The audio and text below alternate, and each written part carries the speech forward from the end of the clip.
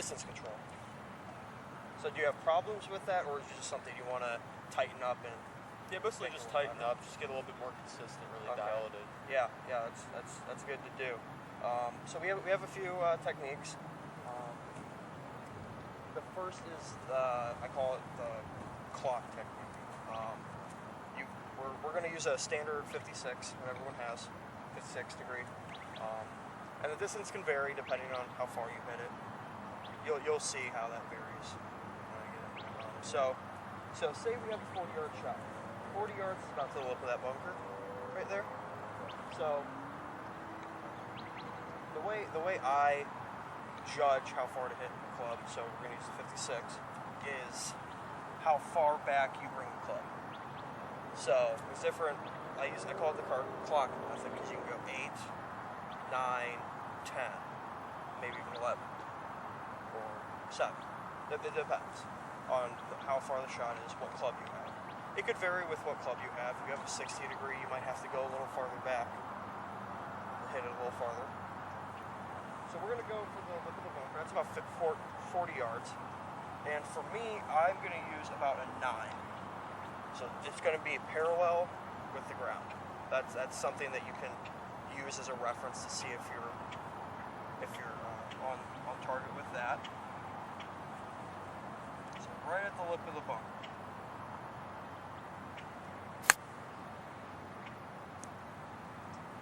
All right, just about hit it. Let's try it one more time.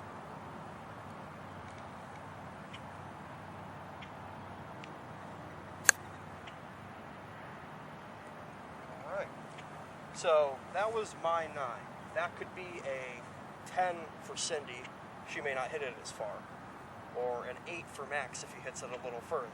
It's all about your own game and how far you hit it and your touch. So what distance control is really about touch and knowing your body and how far you hit it. All right, so as we all know, short putts can be very good. So a good drill do what I call the star drill. You line 2 or 3 or as many balls as you want up on the noon side of a hole, the 3, the 6, and the 9 side of the hole.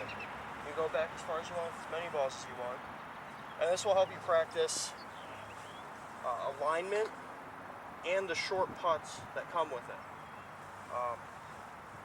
So you'll step up. I put an alignment rod here just to make sure that my alignment's good, because alignment's crucial in everything. Especially with short putts, you can throw a lot off.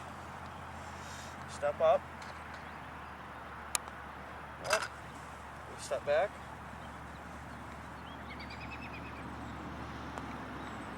Alright.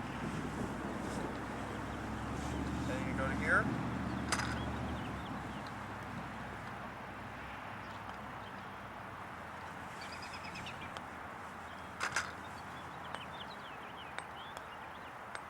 And you keep going around the circle until you make as many as you can, and you can kind of play this a little game of how many can you make in one session. Other people will do, if you miss one, you have to start all over again. Phil Mickelson does that a lot. Are there any questions about this drill? Maybe any other drills you like? Alright, great.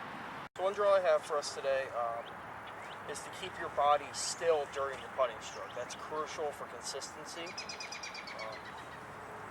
So what I have today is an alignment stick through the front 2 belt loops in your pants. And what you want to be looking for in this is if it moves back and forth like this during your putting stroke. If it sways side to side or even up and down, you're moving way too much with your hips. You want your whole lower body to be completely still during your putting stroke. So what you don't want to look like is this. That's not what you want. What you do want is for it to be completely still, all arms, just like that. Did you guys see the difference? Yep. Alright, Zach, if you want to give it a try.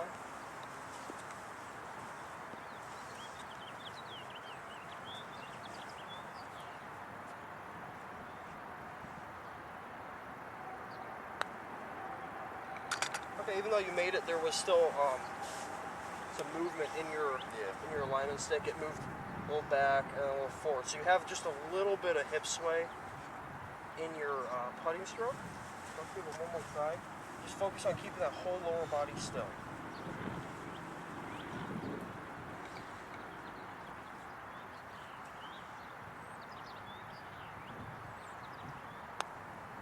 That was much better. We're not really worrying about if it goes in right now. We're just working on the putting stroke.